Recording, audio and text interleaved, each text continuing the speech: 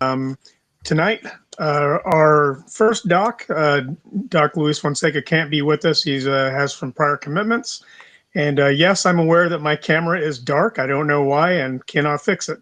Um, Tonight, we've got what I'd call like an encore presentation of our guest, Robert Scotty Scott.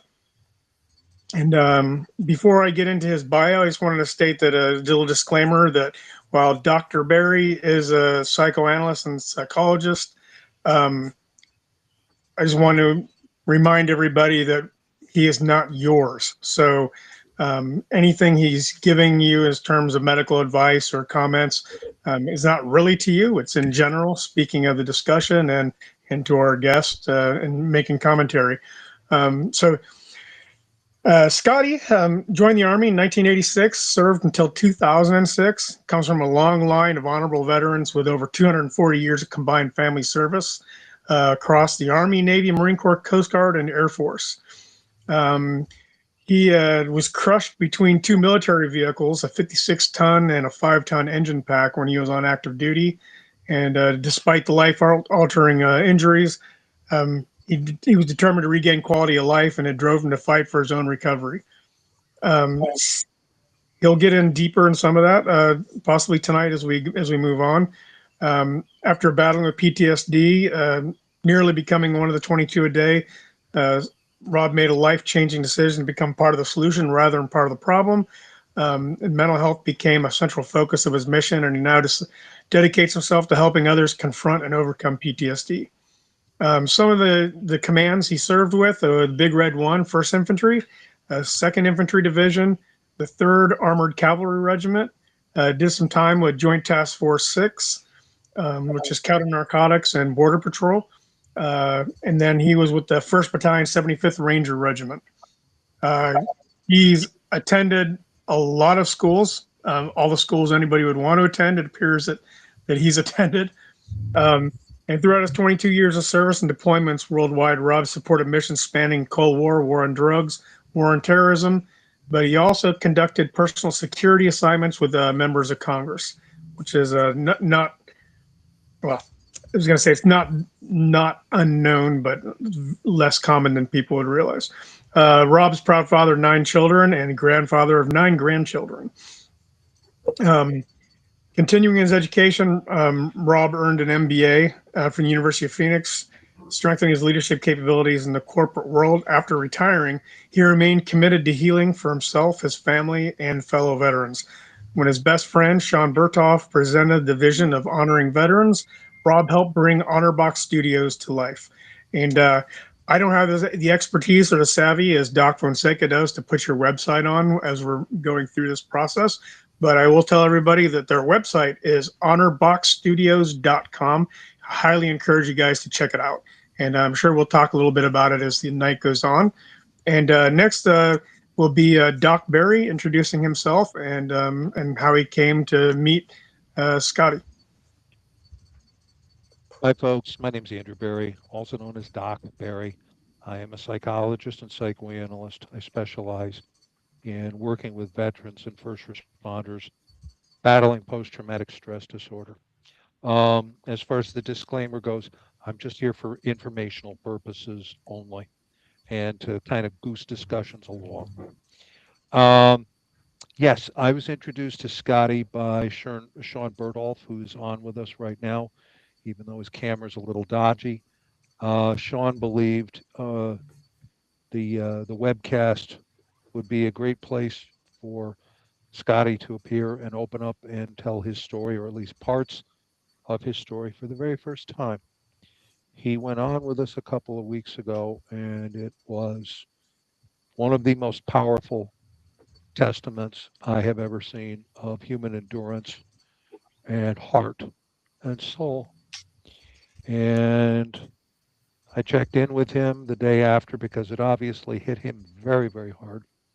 And he said words to the general effect of, yes, it was extremely difficult, but it was also extremely necessary. And he made his feelings abundantly clear to all of us that he wanted to come back on and carry on with where he left off. We thought that would be a wonderful idea. Um, courageous idea because the level of vulnerability that he showed us 2 weeks ago, I would call an extraordinary act of bravery. All right. And I mean that. So, Scotty, welcome back. Glad you want to come on and continue the healing with us. One more thing I should say. Scotty said, if what I have to say saves one life, it's it's worth it. And that's what this webcast is all about. So, my thought-provoking question to get us going, Scotty, I hope, uh, what, when you were on with us before, if you're up to it, what hit you the hardest? But also, that's part A of the question. Part B of the question, what was most helpful to you when you went on with us 2 weeks ago? The floor is yours.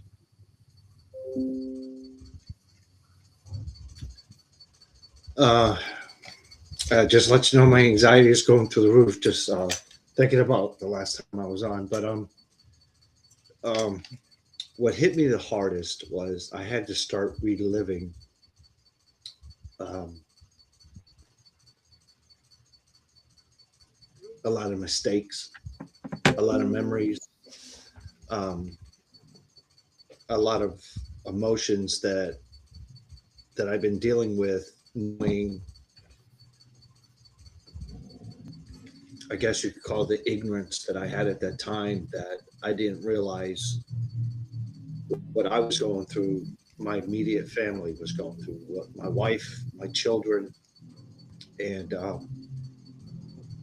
you know, I try to be a person or an individual that lives by the words that I speak, and I stand by them, and and it's like that old saying, you don't want to overpromise, you don't want to promise something and not be able to deliver it.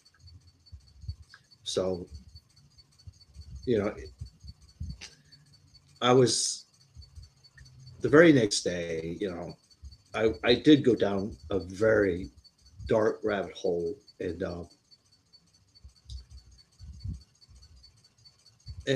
I started drinking, unfortunately, and I was on the phone with my wife at the time,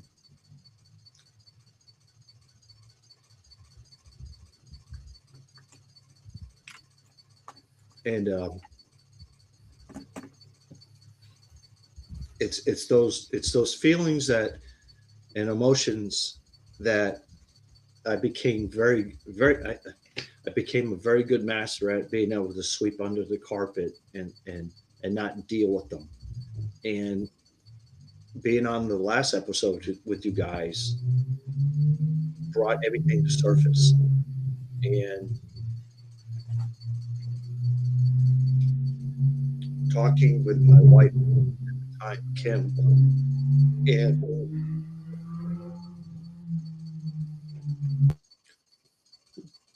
just the fact that she was brave enough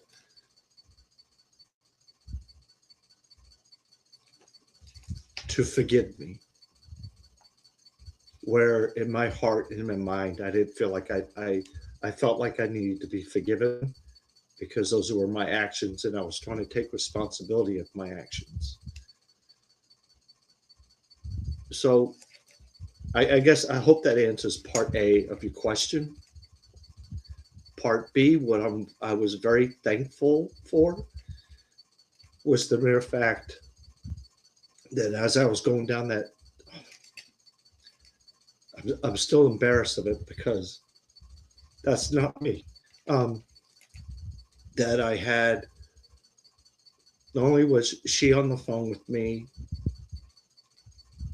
but the circle of friends that I have surrounded myself with. I guess Eric read me like a book. He prepared himself because he knew or anticipated that I was going to go down that rabbit hole, and I did. I mean, I got to be thankful for him because between Kim, and Eric, I think we talked for, I think, 2 hours. That brought me out of that darkness that I was going down, because I didn't want to continue. You know, dealing with PTSD and dealing with those intrusive thoughts and memories, not only is it's so taxing, it's physically draining, it's emotionally draining, it's spiritually draining.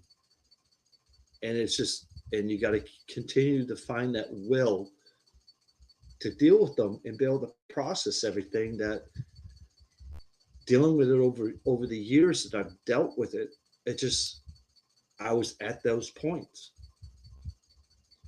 And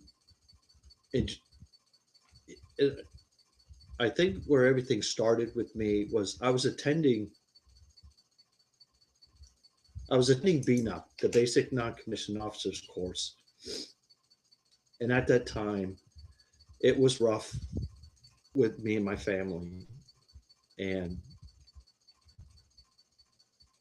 my father, while I was attending school, my father checked me in because he was afraid I was going to commit suicide then.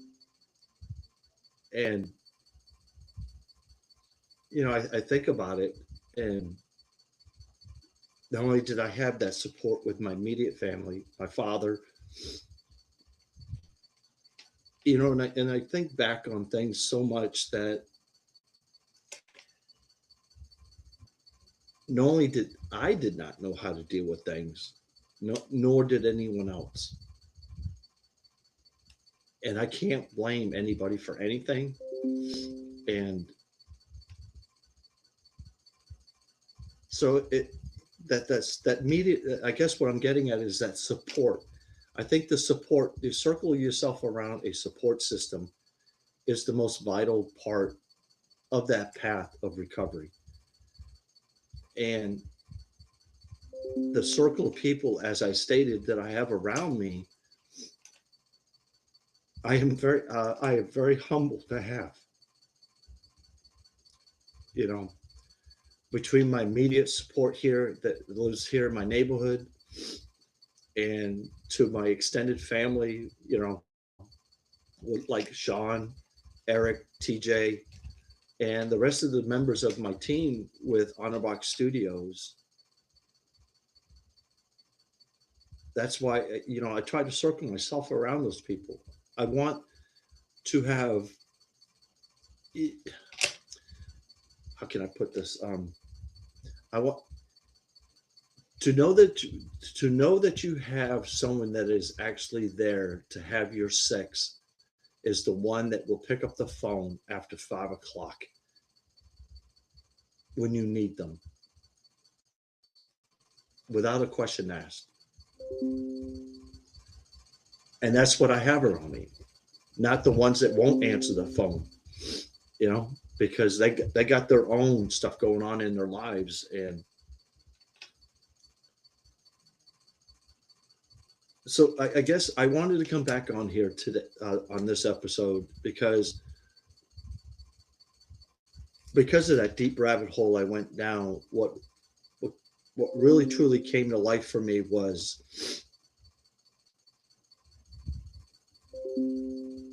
stop, Sean. Stop sending those messages, man, please.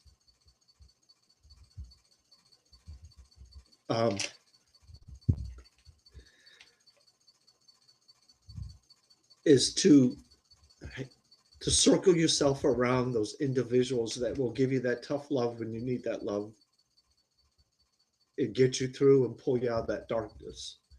I can't even believe I'm crying right now. It's completely all right. You know, Scotty, you talk about having people surrounding you who've got your six. It's obvious that from the last episode and this episode, they've got more than your six. I mean, the fact that they're on live with you to support you says volumes, man. And you're also a great example to people who've got family members or friends who have been trying to learn to live through their PTSD for for years, for a lifetime, and they might not understand. And what you're exhibiting to them is it doesn't matter how long ago it happened. Sometimes it continues to chase us, regardless of our age, regardless of how much we learn about it. And, you mentioned, how it affected you after the episode last time. I bet you there's a ton of people out there that completely get that. Every October when the Rangers are talking about what happened to them in Mogadishu, just the fact that I was in Mogadishu in October, I get triggered more by watching the Army comments than the own Marine Corps comments. So I don't think you're the only one out there that, that kind of, I don't know if we want to call it, it's not really re-injury, but it comes back to mind, often. And I think sometimes people don't realize that, yeah, we get older, but the memory a lot of time is still just as fresh as if it happened yesterday. Even though we cognitively, we know that was a long time ago. I know I've survived. I know I've done great things. And it's hard for people to understand like that it still affects us, and it's obviously still, it still affects you. And you don't need to apologize for any of that. Don't even apologize for, feeling emotional about it. I think sometimes for a lot of us, feeling emotional is what we need to do to help relieve some of that pressure and anxiety, man. Let me jump in here, Scotty. Hang on. This won't take long, I promise. I You're reacting, Scotty, you're reacting perfectly normally to an unbelievably abnormal set of circumstances that went on for years, maybe even decades. I'll say to you, say to your face right now, I've said 100 times to others, you're not crazy, you're not weak, you're just in pain, and who the hell wouldn't be? All right. The other thing is, tears are, at least on this show, kind of the norm as opposed to the exception. Luis has gotten choked up a few times, more than a few times. Nate has as well. And I am known also to get choked up. So you open your mouth. Remember, I said to you this last time and in the presentation that I sent you. You open your mouth and the pain comes out. The first time you tell your story is the hardest. The second time, maybe it gets a little easier. And the third time, a little easier still. And what eventually happens is that story holds less and less power over you. And I will shut up now and let you respond. I not to sell anything short. I've I just to be honest, I have only started to scratch the surface of my story. Um, I'm still having a hard time accepting and processing everything that happened to me through my injury. Um, I'm still working with my therapist on it. Um, I still see her twice a week. Um, it's almost like because of the realm of emotions that I go through with the exposure therapy that she's working with me on, because as I believe I stated last time, that works for me. And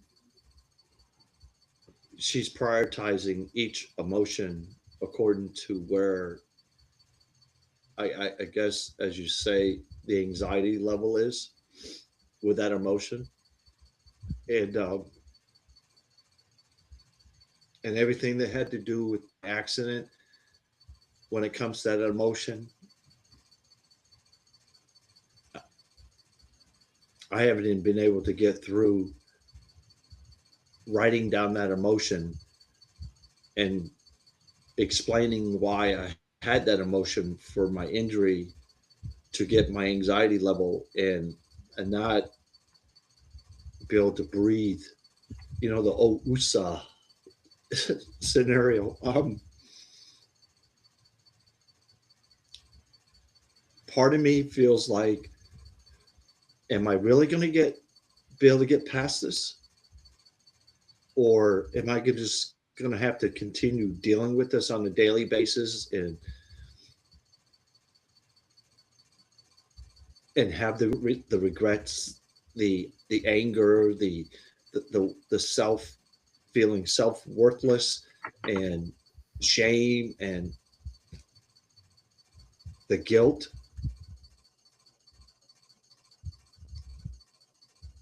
I believe I said last time, I've been through the whole realm of different things, and it's funny when I was going down that dark rabbit hole. Eric made a request for me when he was on the phone with me, Kim, that asked me to promise him that I did something for at least 10 minutes, but I've been doing it for 15 minutes a morning. We're sitting back down journaling everything that went through my mind the night before, of all my truth of thoughts and memories. I mean, there's times I can't go a night without having a nightmare. I mean, something else that was brought to my attention. I was talking in my sleep.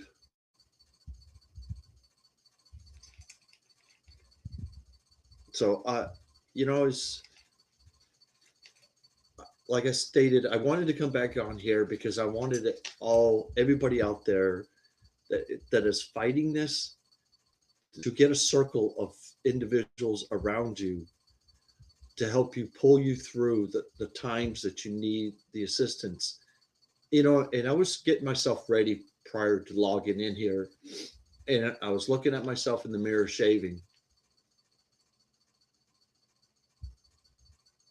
This all goes back to that statement I made, that I wanted to be part of the solution and not I wanted to be part of the solution and not part of the problem. So I was trying to think of something, and it dinged on me. So, you stupid ass, you're the one that came up with this idea. So why don't you just call it Scotty's Challenge? And this is my challenge to everybody out there, even to myself and the people that are listening, that my support group even. And it's like you asked me, Doc, you asked how I was doing, and I told you, I'm not doing good, but thank you for asking. That is my challenge to everybody out there. Let's break that glass ceiling. Instead of telling them the stereotype answer, I'm okay.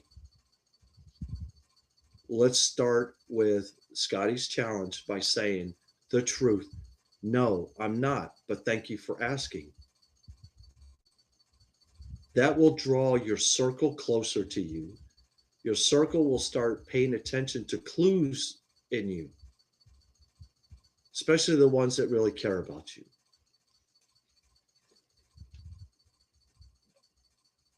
So that's my challenge to everybody.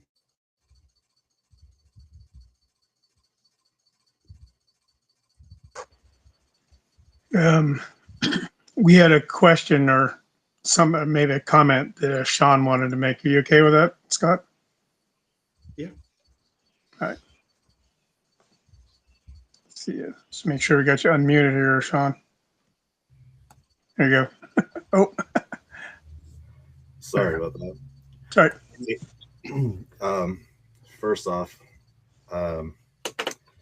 just wanted to offer my apologies, Scotty. I didn't mean to distract you.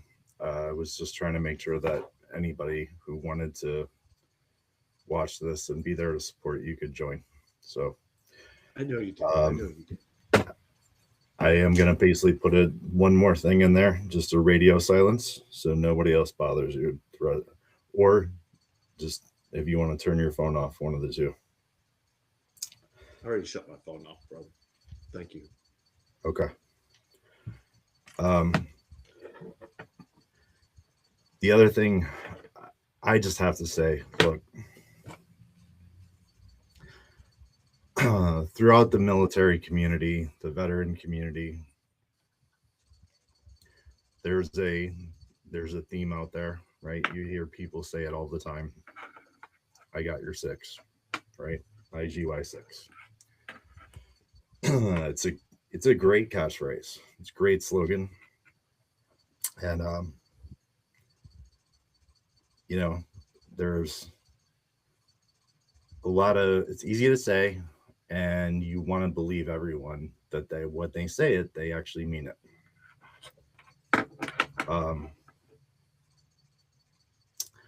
I need to take some time to focus on myself, and I'm not trying to make this about me. This is Scotty's show.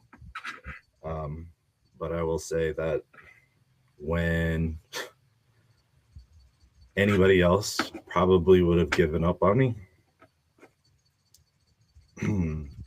and other people who I thought were my friends, some of my closest friends, turned their back on me and tried to insert the knife and twist it, Scotty handled it. There's a difference between talking the talk and walking the walk. And I will say, without question, I will die for this motherfucker. Sorry. That's it. Thank you. Thank you, Sean. I love you, brother. Those are the type of people I circle myself around. It's an example of how it's mutual. When you take care of somebody, they take care of you. That's an awesome thing that you're able to help your friends in the times when you're able to, and they bring it back around and pick you up when they can. And understand completely what you're saying, Sean. It's even when people mean it, it's a lot harder in practice to do. That's why I was saying it's so amazing to see, Scotty's support group here with him. Group of support. I don't want to make it sound like a formalized group, but his people who support him being here with him, because sometimes you make that call to somebody and they're in the middle of something, or they miss it because they're busy with their own life. And to have friends that show up with you where you need it is an awesome thing. And it's awesome to see them here with you. I was wondering if you didn't have any direction or anything else that you wanted to mention before we go further. I was thinking that that maybe what we can do is to give some of the viewers, people who are watching us, a little bit more background of how you got to be who you are by starting at the beginning of your story. Like, what made you decide to join the military? I think we can surmise family probably had something to do with it a little bit, whether it was direct or indirect. But also, and then what was that? What was that process like? What made you really want to do it? How did you choose the Army out of all the services? And tell us, what was your first tour like? Your first command. Well, I do come from a very traditional, patriotic family with over 240 years of combined military service, going way back. My whole family, cousins, aunts, uncles, father, brothers, were all military, to a point to where I just got told this story about a couple years ago from my aunt that was a major in the Marine Corps, that my grandmother, God rest her soul, when she was alive, she told my aunt Nancy to go out and purchase a globe because she had so many grandkids, kids all over the world, and she wanted to put a pin everywhere because we were just deployed everywhere. But when it came time, when I was in high school, I took junior ROTC. I don't know, just the military was my niche. I grew up as a military brat, living all over the world. First of all, my father was in the Marine Corps. And then as my father transitioned from the Marine Corps, I left the Marine Corps as a gunnery sergeant, and then he had 3 boys, and I guess we were pretty expensive for him. So he went back in the service, and into the Coast Guard. And my father originally went into the Coast Guard. He was enlisted, and then he did his warrant packet, and then my father became a warrant officer in the Coast Guard. And then, of course, we traveled everywhere with him, being in the Coast Guard. We were in Alaska. We've been down to, Florida. Wherever the Coast Guard is, that's where we were. So when it came time for me, when I was in high school and everything, and it came time for me to start thinking about what I was going to do with my life. Of course, my father was drilling that since I became a freshman in high school every year. Like, what are you going to do with your life? Graduation's coming. That was just the type of person my father was, and didn't show very many emotions, but he was stern. So I guess that was that Marine in him. Of course, I think I said before once the last episode, I despised my father as I grew up, because how much of a hard ass he was. But when it came time for me to graduate high school and everything, and it was time for me to pick what I was going to start to decide with my life, I also was in love with my high school sweetheart. And I really, as a man, I was thinking, okay, I'm about ready to get married. I need to be able to support my family, because that was the mentality that my father always grew us up. Us men, you take care of your family, you do what you got to do. So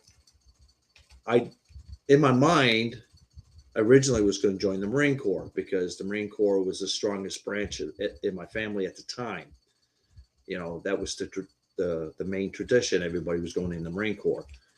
So one night, I told my father, I said, Dad, I think I'm going to go down and see the Marine Corps recruiter. My dad said, wait a second, young man. Took me in his, my dad had his office, his desk, his bearskin rug and all that other stuff. Sat me down in his office for about almost 2.5, 3 days. I wasn't allowed to leave that room unless I was going to the bathroom. And my mom brought us food when necessary, and my father started giving me the breakdown of every single branch in the military. And the last words my father told me was, because I guess he knew me better than myself, with a self-analysis, and he told me that the Army was the branch that I needed to join. Fortunately, he was right. The Army was my niche. I mean, I was already in Army ROTC in high school. So I excelled in everything I did in the military. Every school I went to, I was on the dean's list. I was honor grad. And then, it was always that when you grow up in a military structured family, and then when you join the military, you continue on with that structure, and it's almost like, my daughter has a favorite saying that she tells me all the time, take the drill sergeant hat off. So that being being militant, and, because that's how I was brought up as a dependent. And then I was in the military. I continued on with that structure. And I think that's what helped me strive in my career and brought me to the person I am today, is because of how my father brought me up, the structured life. It doesn't matter if it was good or bad, because now I'm a grown man. I completely understand what my father, his madness, the madness behind how he raised me and everything else, regardless if at that time I didn't think it was right or wrong. I don't despise my father. I love him. God rest his soul. He's passed. When it came to my father, because he didn't show very many emotions, I saw my father cry only twice in his life. The first time I ever saw my father cry was my accident. When he whispered in my ear that I was one tough son of a bitch. To survive what I survived, I can't even believe I survived that. The second time I saw my father cry was my dad My dad gave up on life after my mother passed. They were divorced. Yeah, they just couldn't live together, type of scenario, right? But I could tell that he still loved my mother, because how he gave up on life after my mom passed. And my dad was dying from stage 3 cancer, and he was, hospital, bedridden with hospice and everything else at home. And me and my brothers were taking care of my father, and I needed to do something to move close to my daughter to be able to assist her in the things that she's got going in her life. That's where I moved to today, where I live down in Florida. When I went to my father, basically asking him for permission to make that large move, knowing that I wouldn't be there for him. And when the tears started rolling down his face and looked at me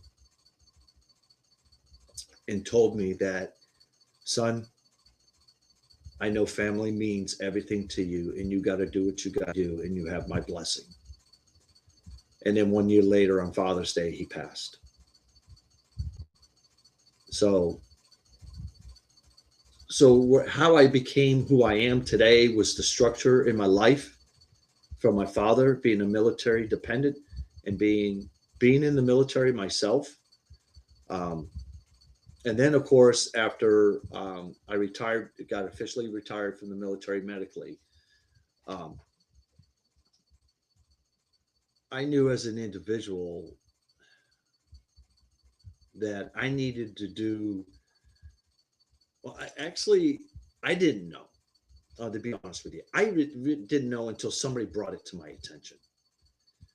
As I was going through the corporate structure of the civilian life with my degrees and everything, and trying to be able to better myself educationally wise, career wise, and everything after the military, I had one employer that was my boss, decided to take me under his wing and took me out the back of a building and explained to me, you're too militant. You can't deal with civilians the same way you deal with military personnel. I had a hard time with that transition going from military life to civilian life. And if it wasn't that for that one employer that took me under his wings to help mold and guide me for that transition, I wouldn't been able to be where I'm at today, because I went through many jobs because I was too militant. Yes, employers want that military leadership and they want all that, but when it comes time for delivery of communication and how you speak to people and how you don't come off too authoritarian, that's what they want. They want you to be able to have that transition, it's almost had that mixture. I didn't have that mixture. I mean, I was ate up like a soup sandwich. So then after climbing the corporate world and everything in business and stuff, of course, as I got older, my injuries started catching up to me. Slow every year that went by. So I'm sorry, they were catching up with you physically or mentally or both? Both. As I was getting older, I started realizing, wait a minute, I can't do what I used to be able to do. And I found myself over exerting myself to where I was causing more damage to my injuries. Because that freaking mentality I had, keep drive on, have that Coke and smile, move out smartly. And it was causing more effects, which was starting to affect my job performance at jobs.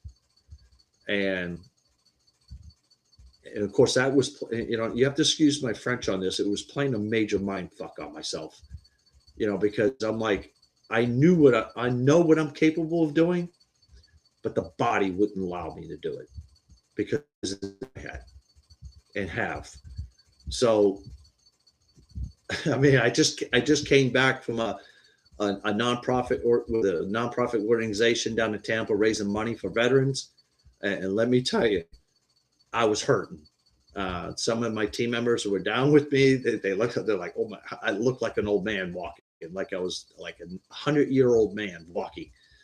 But so, and then when I officially decided that I was going to completely retire, that's where everything started coming full circle for me on all the emotions. You know, I spoke earlier about how I became a very master of sweeping shit underneath the carpet and not dealing with it. Well, now I had all the time in the world where I couldn't focus onto something to not deal with that stuff. So that stuff was all coming to surface for me. And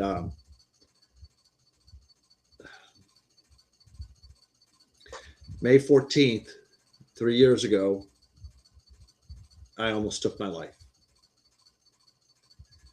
I mean, if it wasn't for my neighbor across the street walking up my driveway at the time,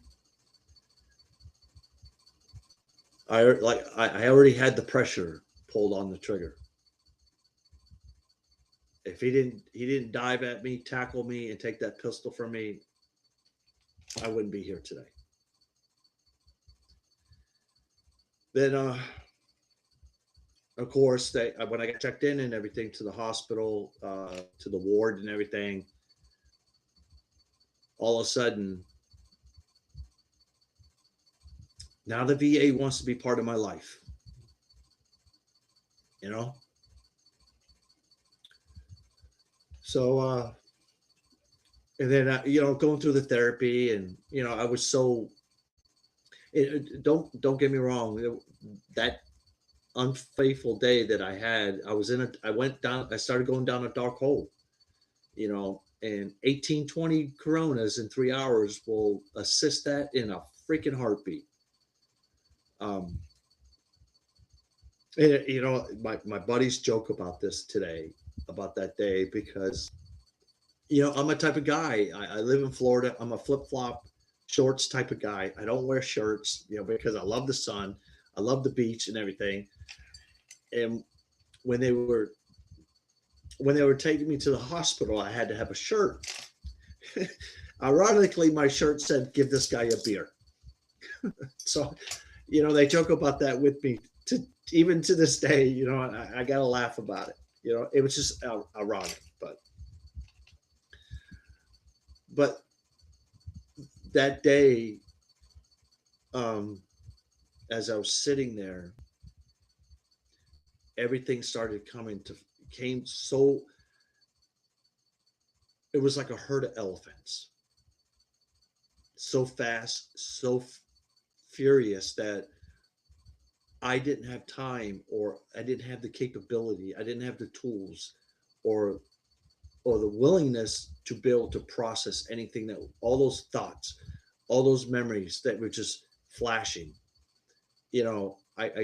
Everything started from the day I joined the military, what I did wrong in my marriage, how I treated my wife, how I treated my family,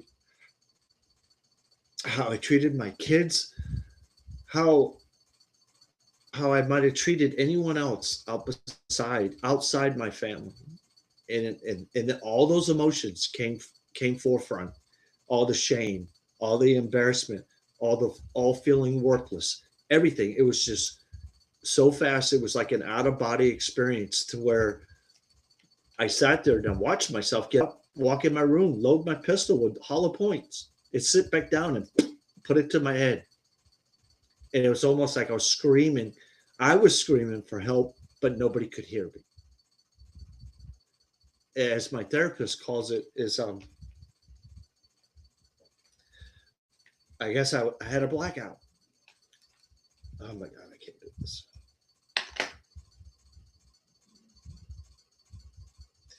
So,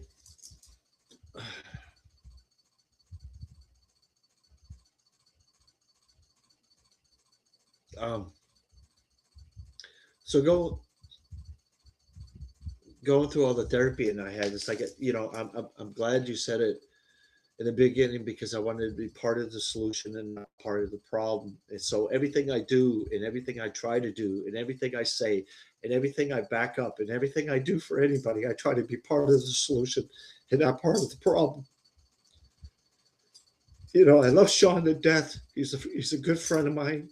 He was having problems. I knew what he was going through. I didn't want him to go down the hole that I went down.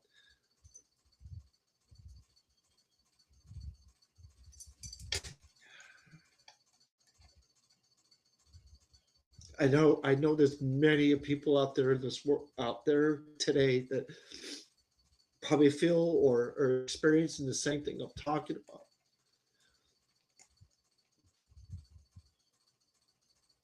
But if one person hears me today, that's what matters to me. Because of the people I circle myself around, if it wasn't for them, I wouldn't be here today. I had my shitty days, even today. You know, and it's ironic that my own daughter, every other day, she'll send me just that little message to remind me that she's there. Because that unfaithful day, I was sitting there texting her, telling her, just remember, sweetie, I always loved you and I always will love you. I didn't know I was sending that to my own daughter. She's the one that called the sheriff's department. She's the one that started calling all my neighbors, started calling everybody around me that she knew that I knew. And even to this day, she still texts me or sends me a message on WhatsApp saying, hey, Dad, how's your day going? You know, how's your day going? You know, my daughter, mine and Kim's daughter, she's a product of both of us put together.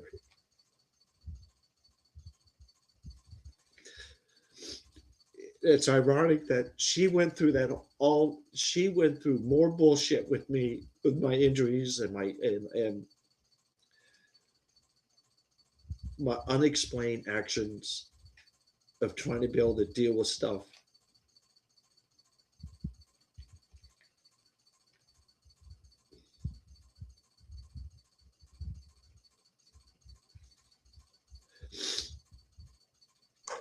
And So unfortunately, we don't always reach out for the most appropriate coping mechanisms, no, especially when things are hard. Yeah. I'll tell you, I have never. I'll be the first one to tell you, I haven't done everything right. I have made so many mistakes in my life. I can't change them. All I can do is try to change the future. You know, it's like my father used to tell me all the time, that's water under the bridge. Look at the path ahead of you. Don't veer from the path moving forward. So I keep trying to move forward. And it's hard. It's rough. Once again, it's very taxing physically, emotionally, and spiritually. And you know, I'm very good at putting this facade on my face, you know, that mask where everybody thinks, hey, Scotty's happy-go-lucky, you know, but they don't see about what's behind the mask and what the battles that I battle every day. The insomnia that I get, where I can't sleep, you know.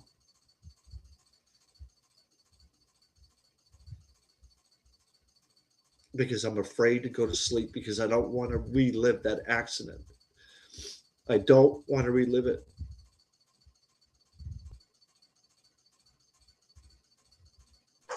You know, going back to what we said in the beginning from your bio, and you've repeated about wanting to be part of the solution going forward and wanting to be able to help people.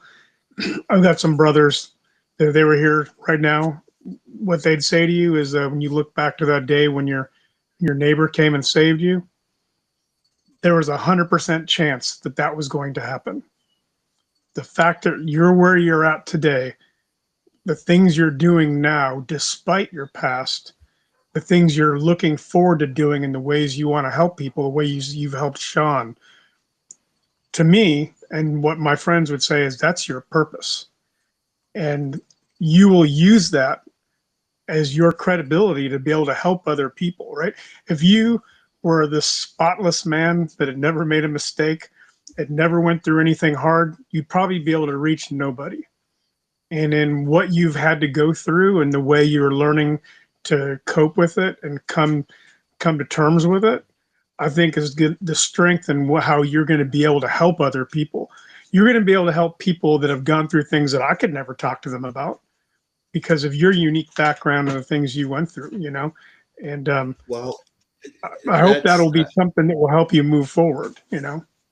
yeah. As I stated before, I've been through the spectrum of all kinds of types of healing to try to heal. Um, that circle of friends I have, when we start talking about something, they're intelligent enough and a man enough and love me enough to say, stop. I can't help you. We need to get you help.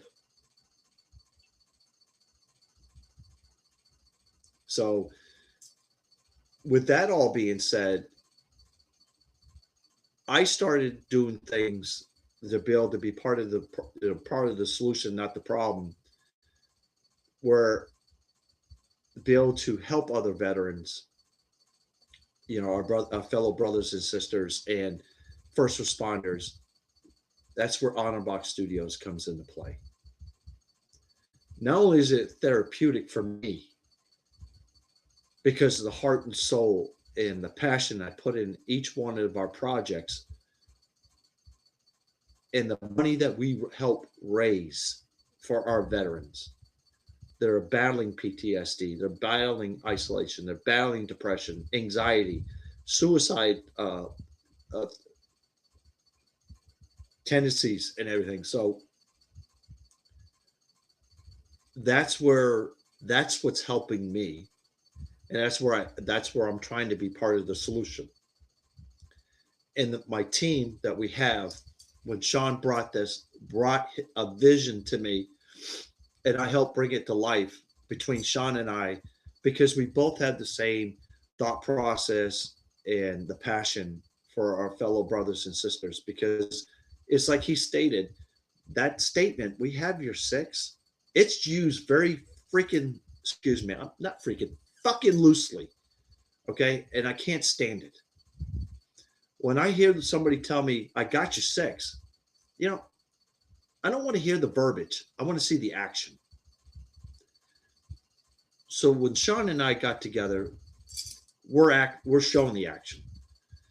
Honor Box Studios, year to date, we've only been in our LLC has only been formed for about 2.5 years, and so far we have already raised over $200,000 for veterans.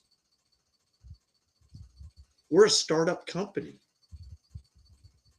We're honoring our veterans. We're honoring their sacrifices, the sacrifices they made, because not only did they make the sacrifice doing what they did while in service, the sacrifices they also had to do behind the scenes, their family. The families are the ones that did the big sacrifice, not our soldiers. That's my opinion. My wife, Kim, when I was married to her, she's the one that made all the sacrifices to make sure I could continue on and be successful in my military career.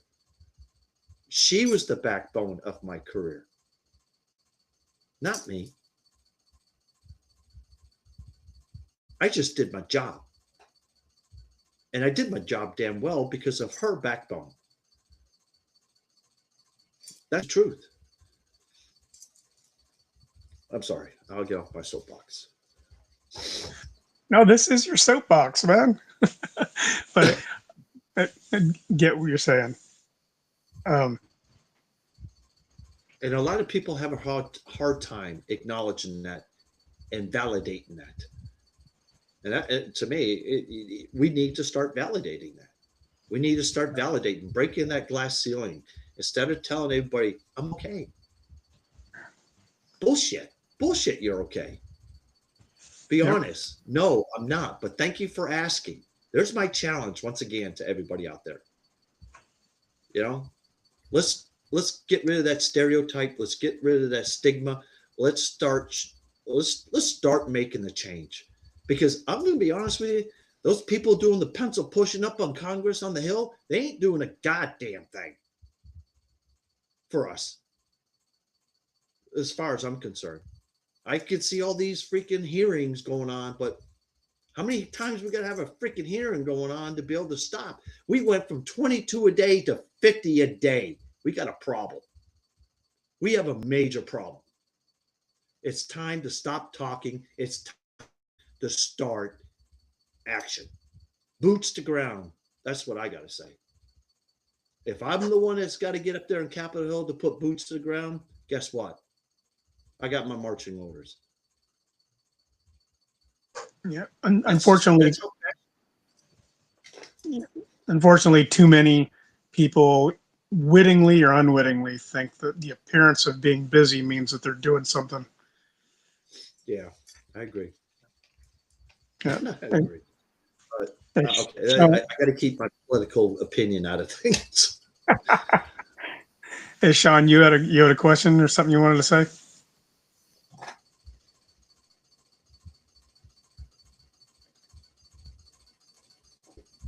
He's on mute. All right. So 2 things. 1, Scotty, I love you, brother. Fuck you for making me cry on camera. 2, you hit a nerve with the 22 a day thing. I'm so fucking tired of hearing about 22 a day. Fuck, I don't care that that's the right number or not. 1 is fucking too many. And that's where we got to get away from. Stop fucking throwing the stones at the VA. Stop throwing stones at the government. Stop throwing stones at the Department of War, the state, the whole fucking thing. Like, we're in crisis mode right now. I'm in Iowa. I moved back to Iowa a couple of years ago.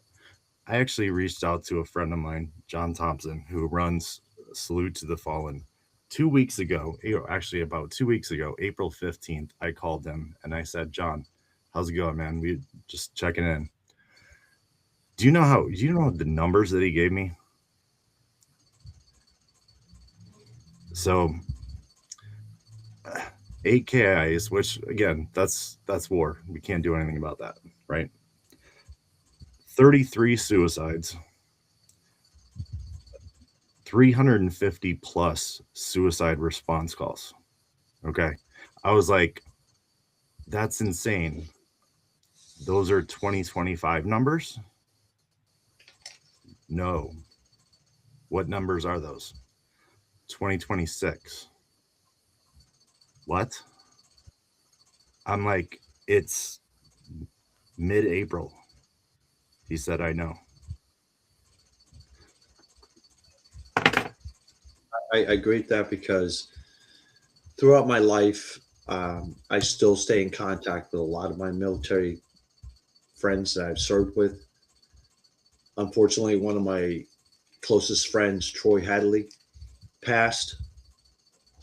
I can't even begin to tell you how many times I've been on the phone with him at 3 o'clock in the morning, talking him down off a ledge. You know, what's hard too is at the same aspects, you know, I'm being out there for our fellow brothers and sisters. I'm battling my own shit. You know, and sometimes that brings all my crap to surface. It's you get into that catch-22 all the time. What keeps me going is because as I stated before, I try to stay a man of my word. I just try to never let somebody down. Failure, in my eyes, you know, I've come to with the mentality failure is not an option. It's not an option anymore. Period. If we tie that in, the failure is not an option. with something you said earlier, Scotty. Individually, right? We all seek out our proper coping mechanisms. You know, whether it's the VA, whether it's individual therapy, whether it's stuff with friends, but collectively, something both you and Sean have kind of gotten at is veterans as a whole need to understand that across all the veteran community, nobody is coming to save us.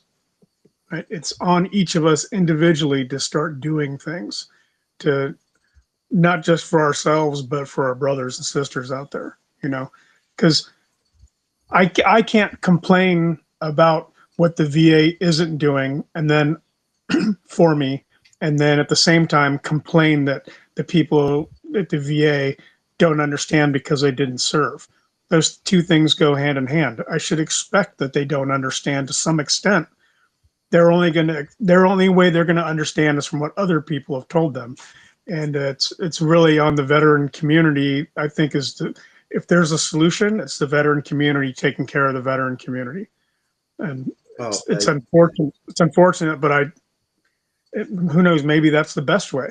You're 100% right. We're taking care of our own because the organization that we're supposed to have to help us is not truly helping us. For whatever reason it may be.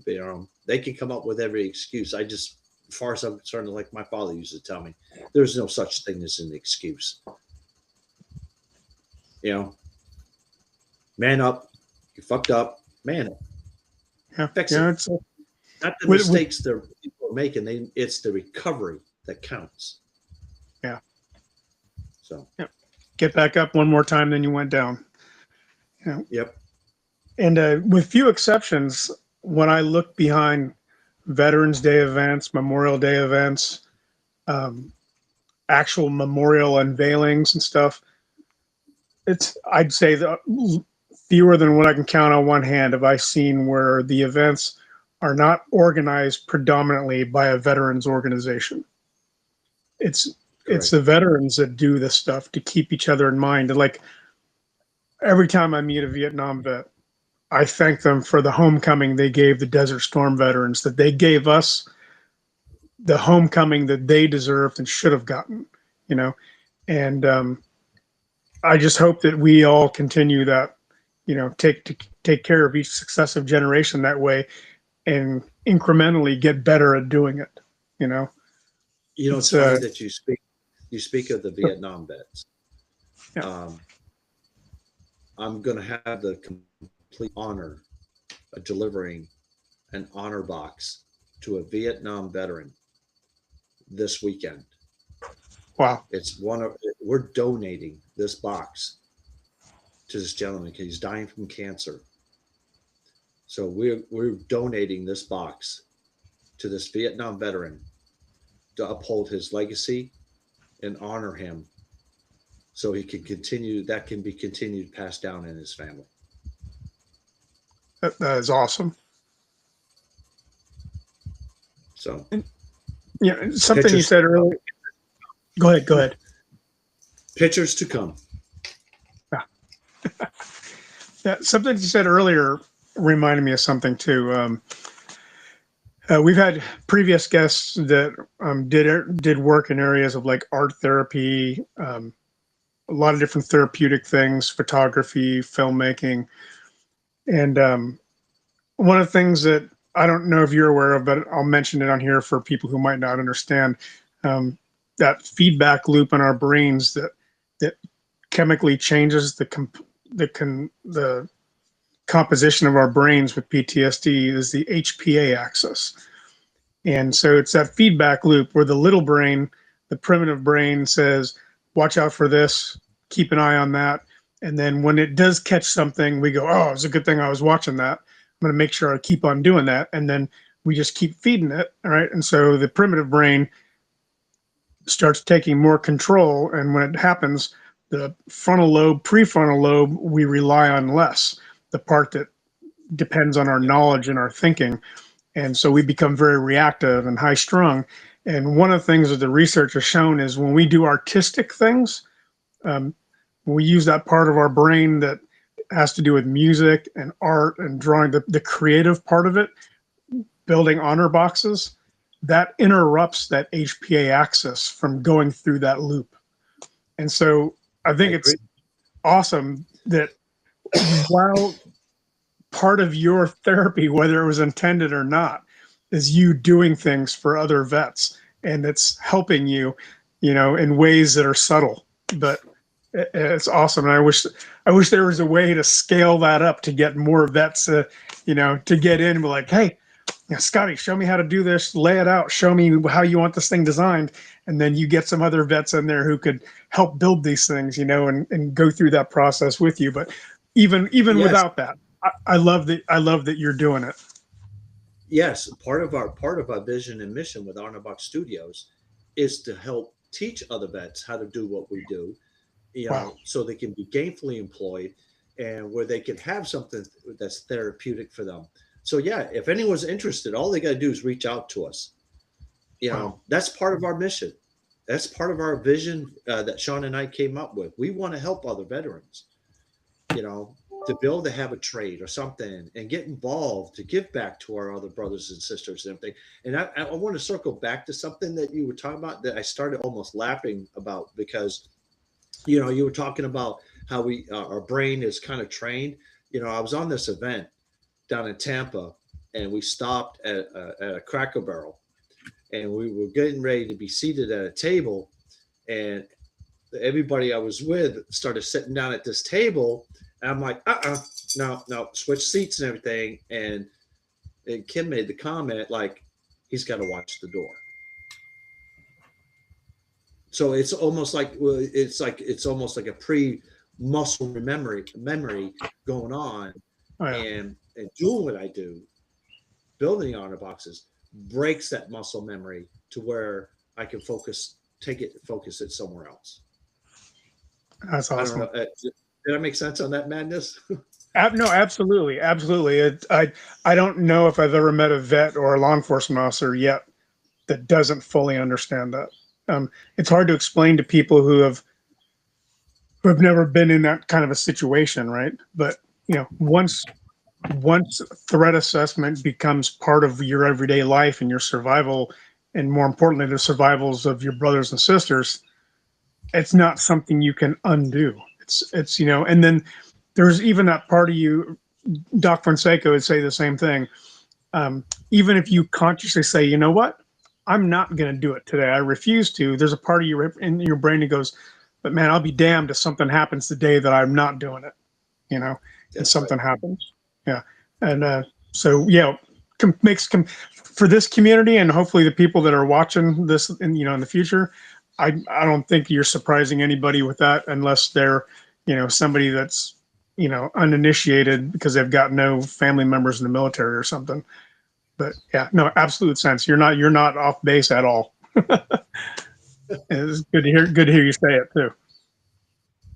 For what it's worth, Yeah. as far as What you got, Doc? veterans taking care of veterans and what happens to you when you get out, anybody who gets out. I don't know if anybody's read, and I brought this up before a couple of times in the other webcasts we've done, the autobiography of Pappy Boyington, World War II fighter pilot and a recipient of the Medal of Honor. Okay. He didn't know he'd received it until he came back home after spending quite a few months in a Japanese prison camp anyway. So the story goes, he said he was in a ticker tape parade down Madison Avenue or whatever in New York City as a war hero, whatever that may mean, and a Medal of Honor recipient. And he said in the limousine that he was driving down, the crowds were getting kind of close, and the police had to redouble their efforts to push the crowds back. And one old guy who was graying at the temples broke through the crowd and was approaching Pappy's limousine, and the cops grabbed a hold of him. Pappy said to him, "Wait a minute, I think he wants to tell me something." And the old guy who was trying to talk to him, who was graying at the temples, said to him, "Enjoy it today, my boy, because they won't give you a job cleaning up the streets tomorrow." And that is true. He went from career to career to career after that. He was married 4 times. One of his kids committed suicide. Gregory Boyington Jr. said, yeah, he was a great war hero. He was never around. We didn't even know him.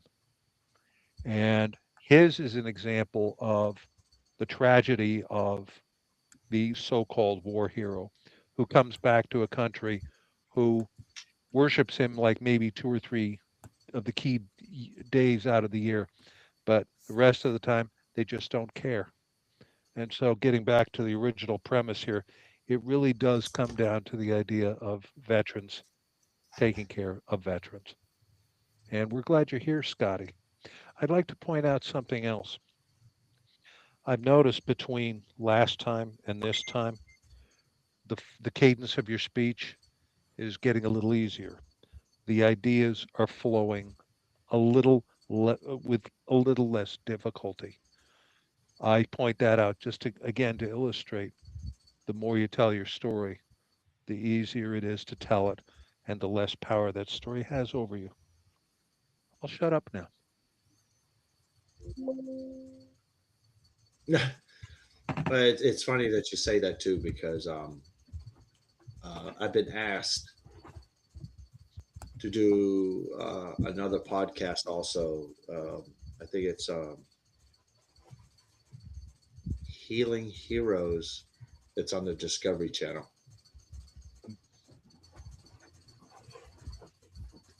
And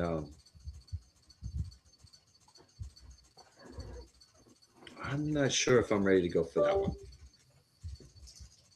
I got to cross one bridge at a time. You know, it's all of it's as much as I want to be able to get my story out there and people to see and understand that they're not alone and everything. I still have to be able to process everything, you know, and deal. Unfortunately, well, not unfortunately, but fortunately, I have to deal with the aftermath, like I had to deal with it last time, because it's all a process for me. But I have that strength and willingness in me to be able to keep driving forward. And basically, I mean, we could use the old cliche: "Fight the good fight." So,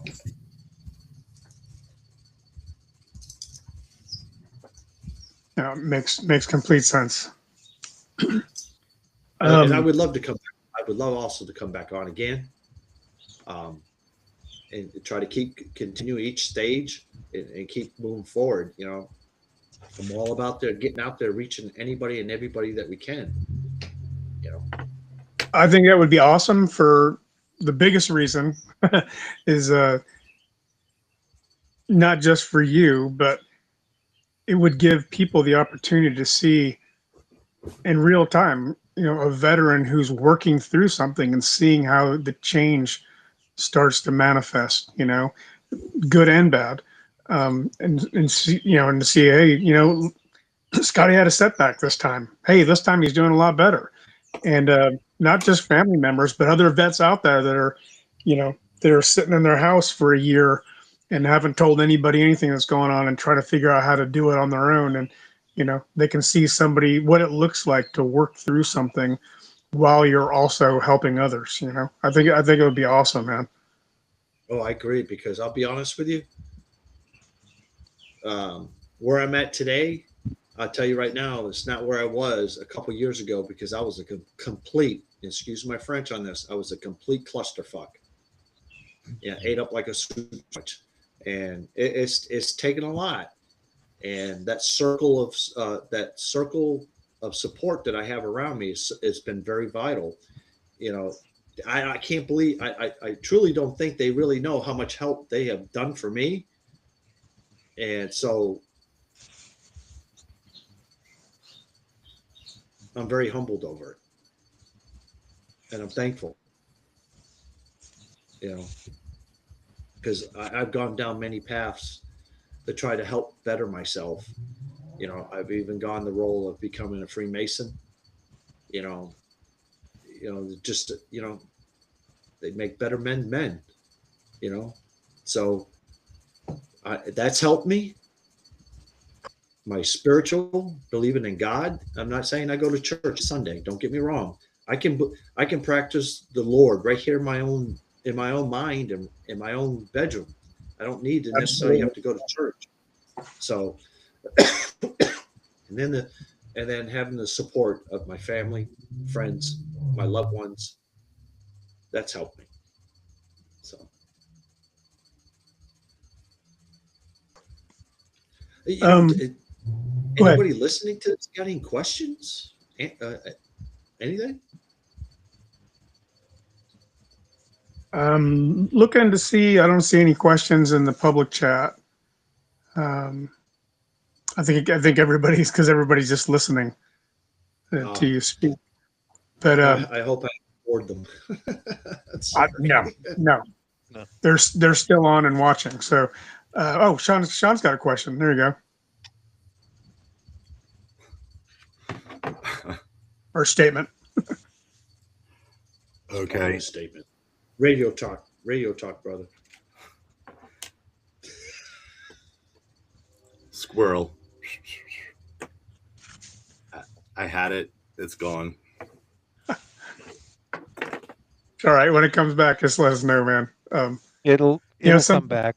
And by the way, in the studio audience right now is the guy we had on last week, the one and only Frank Rando, who is a former Special Forces medic. He is also an author of 80 articles, known nationally and internationally, consultant, educator, healer. And it's great to have him because, like yourself, from a completely different direction, Frank was tremendous. And Frank, thank you for being on with us tonight and supporting our efforts and supporting Scotty. He's in the chat, so you won't hear anything unless you look at the chat and if he chooses to respond. TJ is here. I got a message for Frank then. Yeah. I just want to say something to Frank because you mentioned that he was a Special Forces medic. Yep. I respect you guys a whole lot because if it wasn't for a Special Forces medic, I wouldn't be here today during my accident because what that Special Forces medic did to me basically saved a lot of internal damages to me. I don't know what he did, but he did it. But it was all because of him. And I have 100% utmost respect for you guys. Thank you for doing what you do. I just had to say that, because anytime I come across a Special Forces medic, I got a lot of respect for those guys. Yeah, man. Well, as a matter of fact, if when we get done, I'll send you the link. I'll send you the link of the webcast where Frank appeared with us, and you can tune in on that too. Yeah, because my closest best friend, Eric Phillips, is a retired Special Forces warrant officer from 7th Group. So, and he's my president of operations of Honorbox Studios. So, awesome. TJ in the audience asks, what are your goals from this conversation, Frank or Scotty? TJ, I'm going to throw punch you. What are my goals for this conversation? My goals are to be able to send that message out there that we're not alone. Don't feel like you're alone. I know it's easier said than done because I can't begin to tell you how many times I felt like I was alone. There's days I still do, but it's just a mere fact that support system checks in on me. Hey, how you doing today? What's going on? Just, shoot the shit with me. So it's being able to reach out. My goal is to reach out, be able to get the message out there to our fellow brothers and sisters that we're here. You're not alone. Just find that little inch of courage and bravery and have that willingness to step out of that little bit of darkness that you're going down to be able to grab that hand to help us pull you out. I'd say a great example of that, Scotty, is what you said a couple times earlier, and what a lot of us have a lot of trouble doing is when somebody asks you how you're doing, to not just going, I'm good, but instead to say, how you're really doing, but thank you for asking. Not great, but thank you for asking. That makes a huge. Yeah, let's just make this a national challenge. Let's call it Scotty's challenge. Awesome. How you doing? I'm not doing good. I'm not, but thank you for asking. That's being honest. I think that's being honest. It's like I told Doc when you asked me, I'm not doing good right now, but thank you for asking. Yeah, because I can't expect that if I just tell everybody I'm all right, I'm doing good, I'm maintaining, when I'm doing less than that, and then complain at the same time that there's nobody around, nobody cares, nobody wants to help. It's it's really, let's be honest, okay? Let's be honest when what your statement you just made. Yeah. We're bullshit. We're telling anybody, shut the fuck up. I don't want to deal with this. Yep. Let's call a spade a spade. Bullshit. It is. That's what we're doing. Yeah. I do it. I'm just as guilty. So I did it far too long, and it just, at least in my case, it just festers and grows, and the mold just keeps getting thicker and thicker. Oh yeah. Now. And it then becomes muscle memory. Yep. So. Yep. In this little more than a half hour we have, I'd like to ask you about your first unit you went to, not for the purpose of getting to your trauma, but for the purpose of knowing a little bit more. What was the young Scotty like in the Army? What was your MOS? Why did you choose it? What was that unit? What was it like serving that unit? And one of the things we love is stupid stories of dumb things that people have done. Okay. My first tour of duty was over in Germany with the Big Red One at A Troop Kortecav in Berlingen, Germany. At that time, I was a tank mechanic. Because I like turning wrenches. I like doing things with my hands. And one of the stupid stories I could tell you during that tour was, I was married to Kim, and we were on an FTX. We came back from an FTX. Of course, she couldn't tell who I was. I mean, as you can see, I'm a white guy. I didn't look white. You don't bathe for 30 days or so. And one of our buddies popped his trunk, and there was dog biscuits in it, and somebody made some stupid made a stupid dare. What do you think I did? Picked up a handful of dog biscuits and started eating them. So it's just the stupid things that you do, off the stupidest dares. I think that's where the camaraderie comes from, with the guys that you served with and you do things with. Oh yeah. And you're stationed with, and then, those guys actually my very first duty assignment, the guys that I served with, majority of those guys I served with, I saw again at repeat other duty assignments as I was PCSing and stuff. So, the bond became very tight, and it's just, we just did stupid things. I can remember one time we were in Germany, we were at Oktoberfest, and we were taking the subway, and we had to get to a subway car before, because we were running late and it was crowded. I mean, the subway was just completely crowded. What did this jackass do? I'm the one that decided to yell AIDS as we're running to the subway car. Yelling AIDS, AIDS, and it's just all of a sudden, it's just like a path of people opened up. It was like spreading to the Red Sea, It's just stupid shit, Yeah, today everybody watches little TikTok clips and reels, and they'll see something some of the young vets do, or active duty service members are doing something stupid. And I've had people go, do you think they did that just for the views, just for the clicks? I'm like, oh, No. hell no. No, that stuff was everywhere. The problem was that the older generations, unless we caught it on Kodak, nobody knew about it. That's right. They did it for kicks, just to pass the time. You know. Oh, yeah. And my first daughter, our first daughter, Christina, she was born in Badstadt, in Stuttgart, Germany. So we had our first kid in Germany. I love the country. You know, that's one thing I've noticed, that the German people love American soldiers. You know, and we lived in this little. My wife and I, when we had our first daughter, we lived, and this German lady, she rented out. She had like 5 floors, the basement, then the first floor. She lived on the second floor. Then there was a third floor. Then there was the attic. We lived in the attic.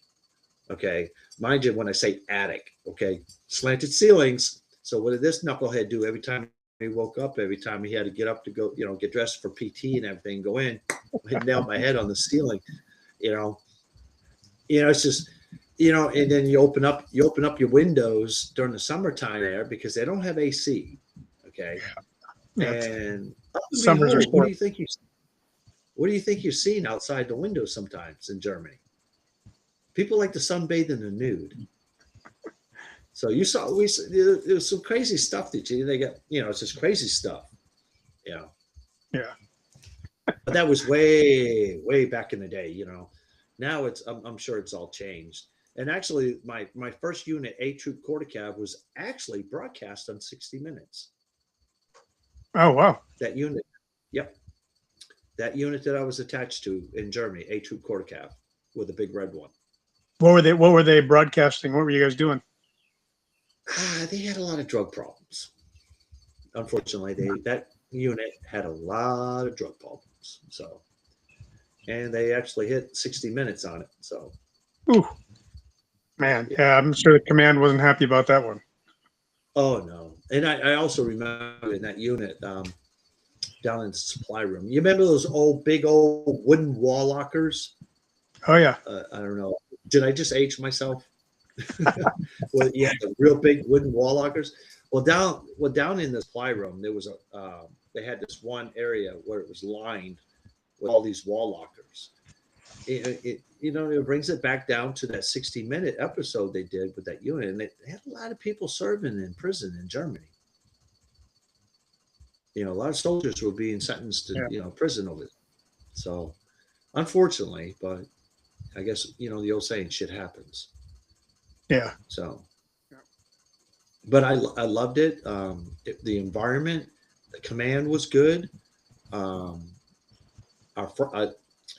first sergeant looked like how can I put this? But now he's a sergeant major, so I got to be careful.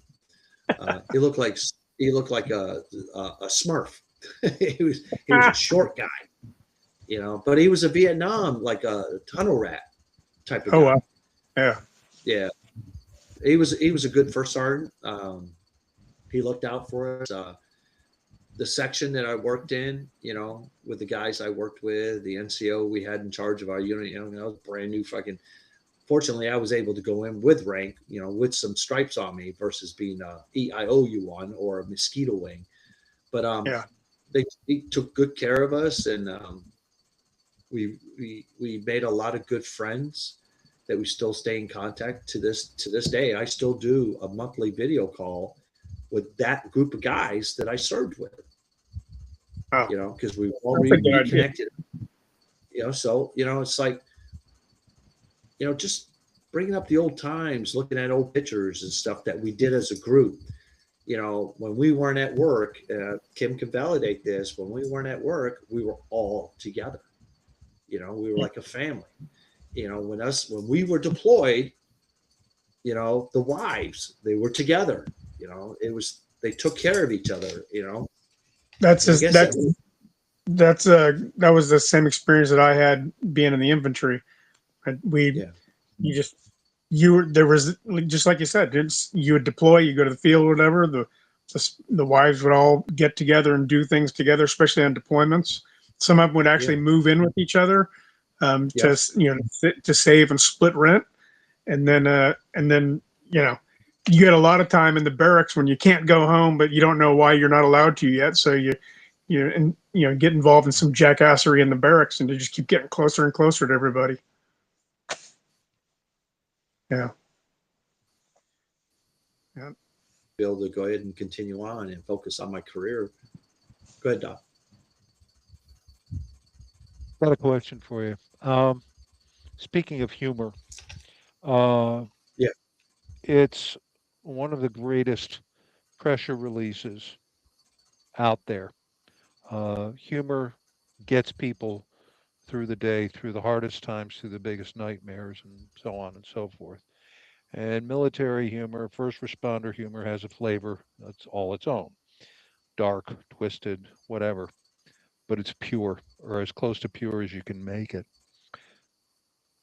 And I've seen that save lives as well. So here's a question for you. When you're doing your honor boxes, how, if at all, can you memorialize humor or include it somehow as the story of that particular person?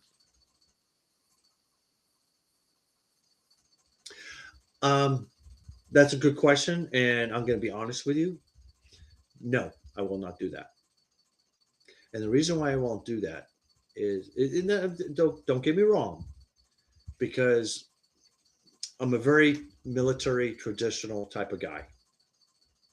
Okay, and when I tell that story in that honor box for that individual, I want it to be as a legacy that moves down for generations. But I'm not saying that I won't just do something separate for the humor part. And I'll give you a prime example. I did do an honor box for my ranger buddy across the street that retired from the Air Force as a major. He used to be prior Army. It's the gentleman that helped, that was there for me that day. I did build him an honor box with a big old penis decanter, and I presented it to him during his retirement. So yes, I've done that. I'll do some humor, but when it actually comes to the actual honor box, we stay professional. We stay with the tradition of it. Not saying I won't do something on the side. Okay, So you don't cross the streams. There you go. We don't do that. Well, yeah, correct. There you go. We don't mix them. I think that makes sense, because something that might be understood in the generation that receives it might not be understood in the next generation that sees it. I think that's smart. Yeah, it keeps the honor box reverent. Yes. Like I said, the one I did for my buddy across the street, that's all it was in it. There was no ribbons, no nothing. It was just an ammo can designed specifically just for that. Kind of separate from the honor box concept and mission and vision. So we did that. We did that as a veteran because us veterans, we got a sick sense of humor. Okay, and of course, I built that box for him. I presented it to him at his retirement ceremony in a church. So there you go with the sick sense of humor. So yeah. One more thing. Sean's computer died, so he's in the audience now. He's tuning in. And he says he's asked me to ask you about EAFD.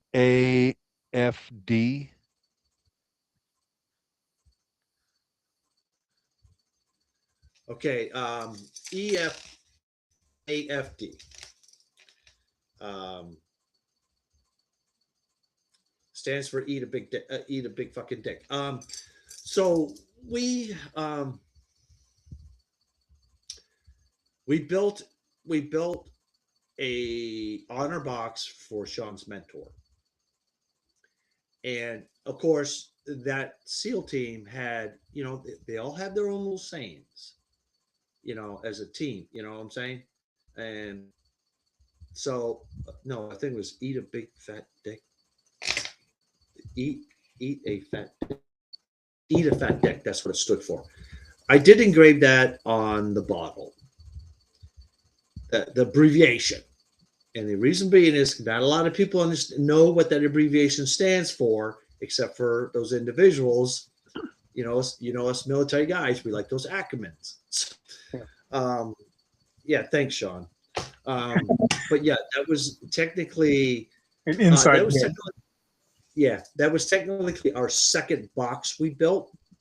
The very first box we built with Honorbox Studios was for Eric Phillips when he retired, his retirement gift. Then we did that SEAL team box, and then the third box we built was for a Navy SEAL commander for his retirement gift. It's on our website. It's one of our largest boxes that we built. It's got a skull on it, eyes glow. It's got a Dapper rebreather. It's the real big one. So that's but as we move forward, with the Honorbox Studios, we try to stay within the tradition of the military. Not saying that we won't do something on the side for an individual if that's what they request, because you know the old quote, customers are always right. So, and of course it'd be an honor. I love the humor and things. It's just I tried not to do it 100% of the time. So yeah. But in the Marine Corps, when you give people their going away gifts, there might be other services too, but on the front of a plaque or a going away gift, what you hang on the wall looks really awesome, but you want to know the real story, take it off the wall and look on the back to see what everybody wrote on the back. Yeah. I mean, it's like when I left Korea, my favorite phrase when I was in Korea was, "That's bullshit." Anytime I thought something was bullshit, I always said, you knew it was me saying it because I was the one that said, "That's bullshit." If it was wrong, I always said, "That's bullshit." Well, I got my NCO, PCS gift from all the NCOs in the unit, and there was a plaque on it that said, "That's bullshit." The cross tomahawks and everything, so yeah. I perfectly understand what you mean by that one. So yeah, it's awesome. Yeah. So after how long years were you in Germany, that first unit? In Germany, I was there from 87 to 87, 88, 89, 90, I think it was. Okay. No. I think I was only in Germany for 2.5 years, because I think what happened was there was a mix-up on, how the military does different tour lengths for soldiers. Yeah. When they cut the borders, if you signal, if you're a single soldier, you get 2 years, and if you're married, you get a 4-year hitch or something like that. At the time when my orders were cut, I was actually single. Because after I graduated basic training in AIT, I went home and Kim and I got married. So, and then once I got to Germany, I had to go through the whole process of being able to get her put into all my records and everything else. So I think I was only in Germany for 2.5 years. Oh, okay. Our daughter was born in 88. And 2 years. I was only there for 2 years. Wow. Because our daughter was born in 88. Yeah. So from there, did you go straight to 2nd Infantry Division, or did you have to do that school stop in between or something, or? And where is 2nd Infantry Division for people who don't know? The second ID was in Korea. I didn't do Korea until after I went to Fort Carson at the 3rd ACR. I went to the 3rd ACR first, and then I went to the 2nd ID in Korea. Gotcha. Yeah, been all through the wow. It's just I'll tell you what, the only tour I hated the worst and would not ever want to ever do it ever again, and I don't pray anyone else has to do that tour, is Korea. Korea is just I can't say that it's the worst tour, because for married personnel, it's the worst tour, unless you're Air Force and you're stationed down in Seoul. But if you're other branches of the military, it sucks. But if you're signal, now when I did my tour in Korea, there was guys that been there for years. Yeah. It's like, why don't you ever want to go back stateside, dude? I'm in heaven here. Which base were you on in Korea? Camp Casey. Is Camp that Casey, just south of the DMZ? okay? Is that on the western side? No, it was dead center. Because I remember Camp Casey because we were approximately, I think they said we were about maybe 50 clicks from the DMZ. I can't even begin how many times we went on red alert, the alerts, sirens, and all that other stuff, and planes flying over, dropping propaganda, and all that other stuff. Yeah. So you were there at Camp Casey in the early '90s, then, correct? Yes. Yeah. Okay. So I was there for Valiant Blitz in 1991, 92. I can't remember exactly when. And so I was, it's hard for people to understand today because it was a different situation then. But yeah, we were there we were there on a training mission in Pohang at the ROK base. And we were supposed to be there, I think, for like only 10 days. And then they found the mini sub of the North Koreans. And then they had us chasing North Korean spies in South Korea. And I imagine we weren't the only ones. I imagine it was all over that northern area. Yeah, I can't even count how many times I did tours up on the DMZ. And, it's funny that you talk about Korea, too, because are you familiar with the word turtle? No, not in the Korea context. Turtle. No. When I talk about the word turtle, okay, because it's ironic because there's 2 doors in the headquarters, okay, and they're only about 1 inch apart. One door you in process, and it takes you a whole fucking year to go that 1 inch to out process in that next door, so they call you a turtle. So your first 6 months while you're there, they call you turtle. And then once you do your mid-tour leave and come back, then you're no longer considered to be a turtle because now you're almost ready to out process to get the hell out of country. So, and those ROK soldiers, oh my God. No. I could tell you a lot of hilarious stories about those freaking ROK soldiers, but I remember one FTX over there we're up by the DMZ. And we're pulling patrols on the DMZ, and we were staying in a GP medium. Of course, all us American soldiers are at one end of the GP medium, and the ROK soldiers are at the other end. And here we go with the sick sense of humor the soldiers have. One of my guys decided to freaking light a lighter and fart. You get the flame bursting out your ass on it, right? Well, these freaking ROK soldiers thought it was the best thing next to a bag of chips. So when the lights went out, all we're seeing is all these freaking flamethrowers going on down at the other end of the tent because they're all sitting there lighting their lighters, farting on it. They thought it was the greatest thing. I'm like, oh my God, you got to be fucking kidding me. But the one thing is, too, I hated doing morning PT with them. We used to make them run to the back of the formation. Look, I know it's their culture. They eat that kimchi, but when they start sweating and that kimchi starts coming out of their pores and sweat, it's like, no, I'm not puking during a PT run. No, can't do it. Yeah. You might want to tell people what kimchi is. Fermented cabbage. And potatoes and seasoning, and everybody makes kimchi different, but it's basically fermented cabbage. It's a delicacy. Me? You won't catch me eating it. No, sorry. No. If it smells while you're trying to eat it, it ain't going to go down very well. Oh yeah, Doc, you told me to be careful of the acronyms. FTX means field training exercise. Yeah. Okay. Thank God for regularity. Yeah, I just you get going and you start talking like we use all the acronyms. So Yeah, you start talking.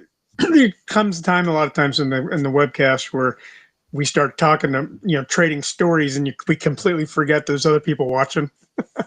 yeah, it's like Yeah. today in the military they use FOB, forward optimization base.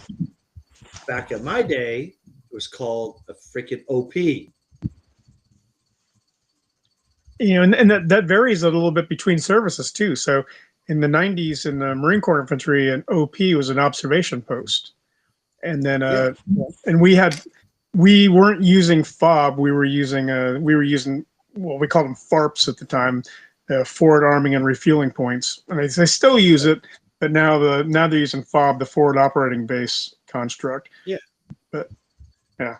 Yeah, it's like I hear these guys talk to them like Bob. So I have to think, it's like, okay, I got it. Oh, back in my day, it was called an OP, observation post. So, or even LP for listening post. Yeah, we used to say LPOP, listening post, Yeah. observation post. Yeah. I think we just aged ourselves, man. I really do. Yeah. I've done that a couple of times at church with some of the guys who are on active duty. They'll say something, I'll have to ask them to explain it, and I'm like, oh, okay, that's this thing, and then we'll start talking about it. We're saying the exact same thing. They just changed the name, and they're like, I've never heard of that, and I'm like, oh. Yeah. Got to make things complicated today. Why can't they just keep it? Use the old KISS acronym. Keep it simple, stupid. But how is somebody going to get their Legion of Merit or Meritorious Service Medal if they don't change the name of something? Oh, dude, that was low. Man, that I've just felt my knees go off underneath me on that one. Yeah, I've seen too many awards where you're listening to it and you're like, that's not new. They just gave it a new term. Yeah. Yeah. As far as humor goes, let me just do a brief redirect to that. For whatever reason, on my Facebook feed, there have been coming up many of the cartoons drawn by Bill Malden, who, for those who don't know, Bill Malden captured GI life during World War II, like in a way that nobody else could. And his main comic strip, if you will, were two dog-faced GIs named Willie and Joe, and they looked aged beyond their years. And what Malden was able to do was capture the humor, the irony, the pathos of these two guys on the battlefield, and he did it so well. And he did those cartoons from like 1940 through 1948 of Willie and Joe. None other than FDR personally thanked Bill Malden for the humor, for his humanity, and for his contribution to the war effort. In addition to, he was a cartoonist, but also he also served in combat, so he knew the drill forwards and backwards. And the humor that's in those cartoons, some of it I don't get. I'm the oldest guy here, listening to stories about World War II from my grandparents and my neighbors, but a lot of it still shines through very clearly to this day. And God knows what humor that flowed from Bill Malden's pen did for morale for USGIs as a whole, for what that's worth. Oh, I agree with you 100% on humor.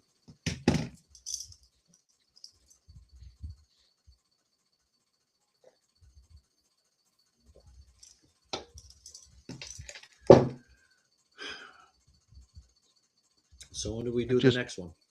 We just got a post here from Frank Rando. He says traditionally kimchi is fermented in stone pots underground, and he said it's a great probiotic.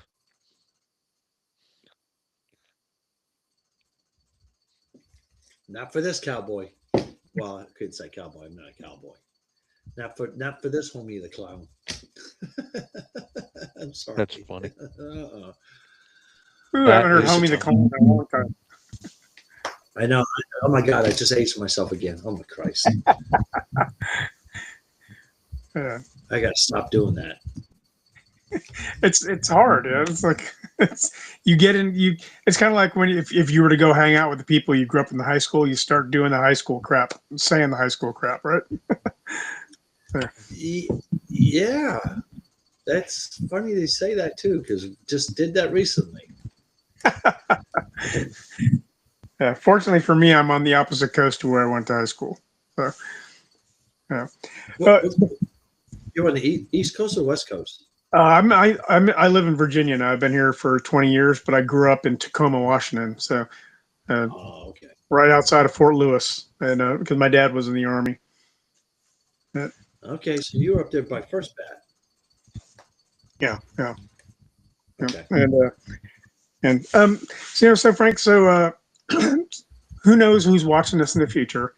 But there's probably some veteran or service member who could be watching this thing who is keeping silent to themselves. They haven't shared something with anybody, or they've been holding on to it for years, and they can't even imagine how they would begin to talk about it or to call somebody or why they should even bother. What would you say to somebody like that who knows something isn't right, but they don't know what they should do and don't know what that first step would be? What would you recommend that they consider?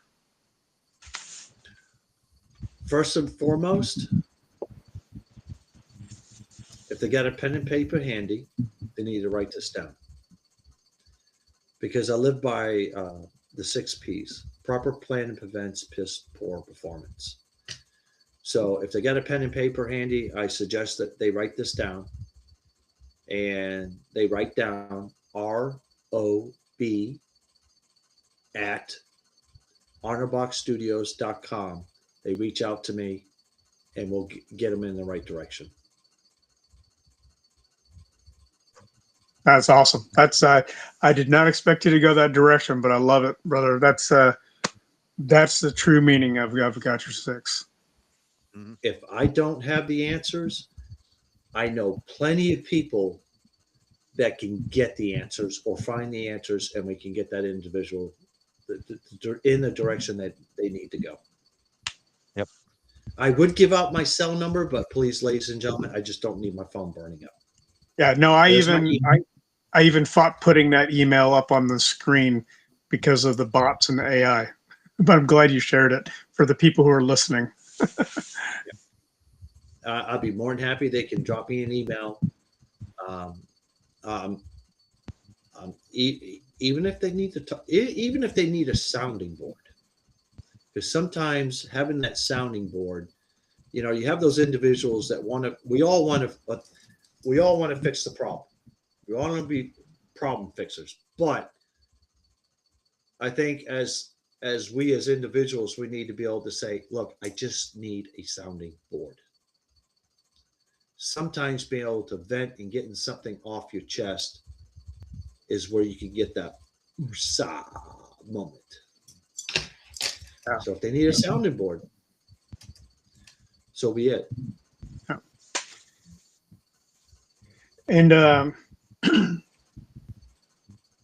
I don't want you to answer this one personally unless you want to, but I would say as general guidance for that service member or vet who's seen some stuff or done some stuff that they haven't shared with their spouse because they think that they're shielding them from it, and it's a good thing for them to shield them from. What would you recommend they consider? Don't. I'm not saying don't, but I'm saying don't in the beginning. You're saying don't share it in the beginning. Right. Because what I mean by that is be able to have the tools to be able to process yourself. That way, when it comes time or to that point where it get to share it with the spouse, you're equipped. I see what you're saying. That way you're not unloading it onto them, right?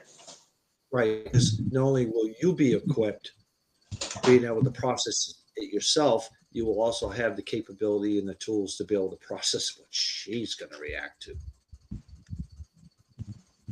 Yeah. So what you're not saying is hold it in forever and keep it from them.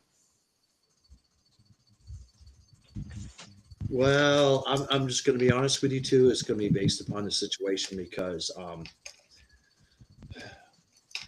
there's a lot of things I haven't touched bases on that I probably will probably the next time we talk. But I'll just give you a snapshot. If a lot of my family members knew what was going on here in my mind, my thoughts, I think they would look at me differently. Yeah. I understand. I've had, not to make this about me, but as an example of understanding this, I had something that I hadn't shared with anybody. Doc Barry was one of the first people who ever heard about it, even after I told him there's no way I'd ever tell him about it. And there's only 2 people on earth who have ever heard it in 35 years. And so I understand what you're saying, because I can talk around it and make it antiseptic, but I haven't dealt with it, and I couldn't possibly share it with people who want to talk about it and ask probing questions. So I get that. And Yeah. the last thing I'm going to do is just unload that on one of my kids, or I'm not married anymore, but I wouldn't unload it on a wife until I started to deal with it. So I get that. Yeah, and I truly believe, back to your original question to me, if you have, this is a touchy, very touchy question and sensitive area, because you could be taken wrong on how you explain it or what your thoughts are on this.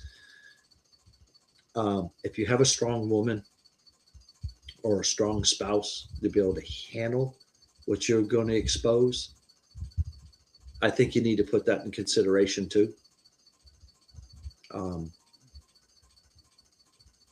Because not everybody can handle every situation.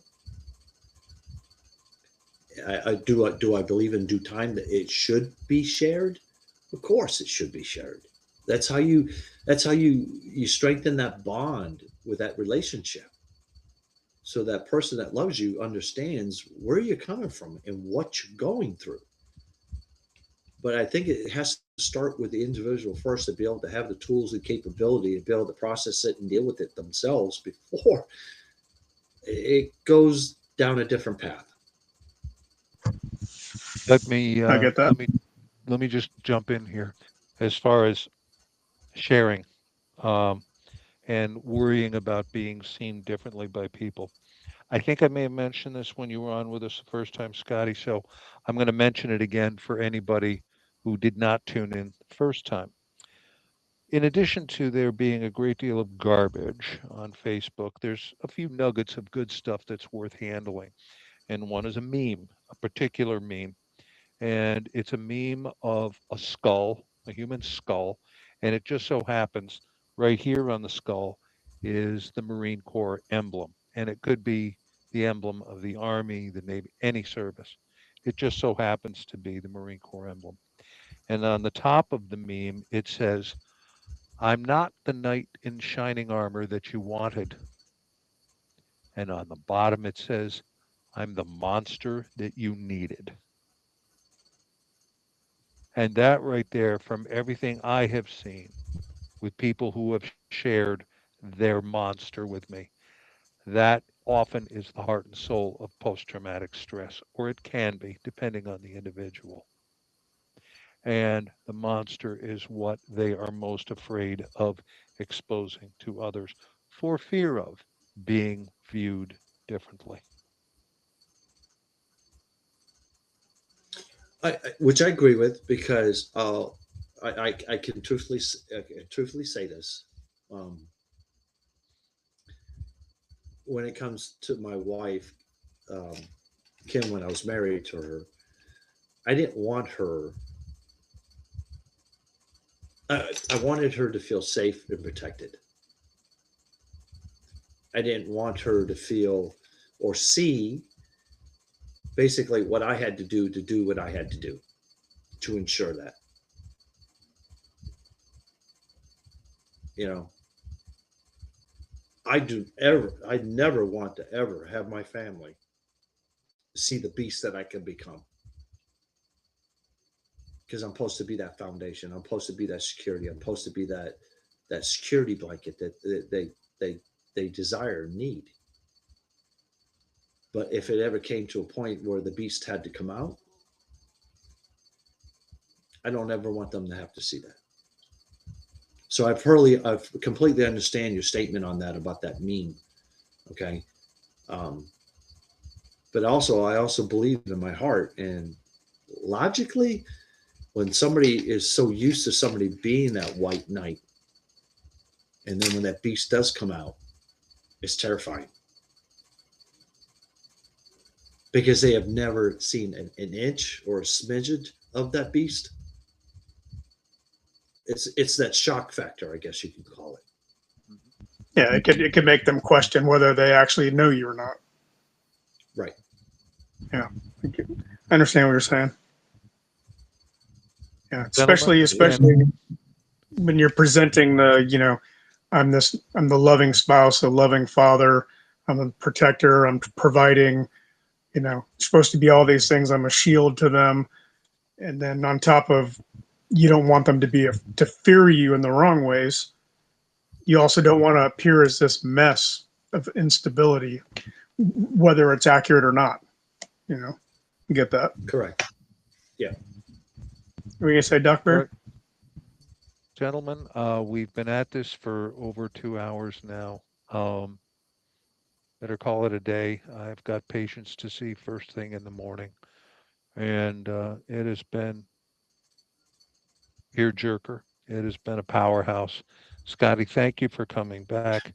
Kim, thank you for tuning in on this and being support. Thank you, Sean, even though your computer died. I know that you are lingering in the background. Thank you, Frank. TJ is in the studio audience and others are as well. Well done, Scotty. With any luck, you won't be as torn up. Was there too. Yep, Luis is in the background too. That's right. Hopefully your recuperation time from this evening will not be as pronounced as it was from the last time. But thanks again for coming on with us, Scotty. Very much. It was my honor, and thank you. And my last final notes on this, everybody, you're not alone. You're not alone. All right, folks. Go ahead, Nate. Go ahead. I was just going to say, Sean put something in the comments that I love. I'm glad he said it again. Remember Scotty's challenge. What was that again, Scotty? What's your challenge? The challenge is when someone asks you how you're doing, you tell them the truth by saying, no, I'm not. I'm not doing good, but thank you for asking. Amen, brother. I love it. Okay. Right. For those of you that made it this far to see this, we'd ask that you, subscribe if you haven't already. Give us a like so this can get in front of other people who need to see it and might not even know they need to see it. We appreciate everybody for listening to Scotty's story and spread the word to help others people out there that might be able to find something that they need that they don't realize they need. And with that, have a good evening, everybody. Thank you for coming. Good night, all.